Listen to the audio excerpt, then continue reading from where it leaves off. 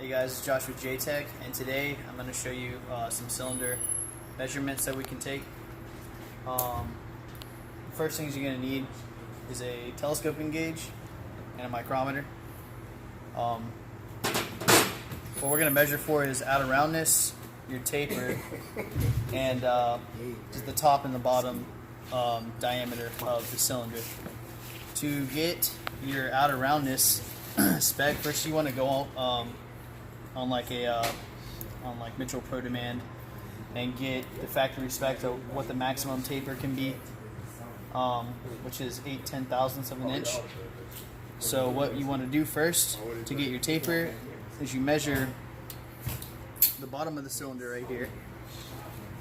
If you come look, there's a down here in the cylinder, you'll see where the piston bottoms out. You don't want to go too far down because the piston doesn't ride on that part of the cylinder. So you go right above that line. You lock down your gauge, and once you have your gauge locked down, you come over here and you'll take a micrometer, measure this until it's just touching.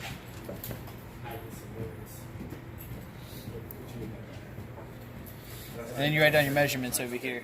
I've got all 4 cylinders already mic'd and measured. So the bottom of this one is 3.1139 inches. And then you'll take your telescoping gauge and you will measure the top end of the cylinder. Lock it down. Once again, you mic that. Once you measure that, you'll get another reading, 3.1116. When you subtract that, your taper is going to be 0.0023. Now, the maximum taper, like I said, was 8/10,000ths of an inch. So the cylinder is it's a lot tapered. It's way over specs. So what we would do is send this block off to the machine shop to get machined if it's able to. And that's really how you get your taper reading. For out of round, all you're going to do is measure the top like this, like I did before, mic that, and then you cross it. So you'll do one at 12/6 and then one at 3/9. And whatever number's higher, you subtract that and you will get your out of roundness, which, you know, it's pretty self-explanatory.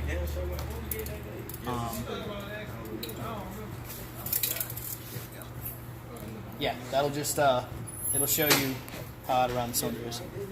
So those are 2 ways you can measure your cylinders for wear. Obviously, there's a visual inspection. When you look inside the cylinder, you can see if the cylinders aren't glazed, or if they don't have any cross hatches in here and they're worn out really bad, you'll be able to tell that there's been some damage to the cylinders.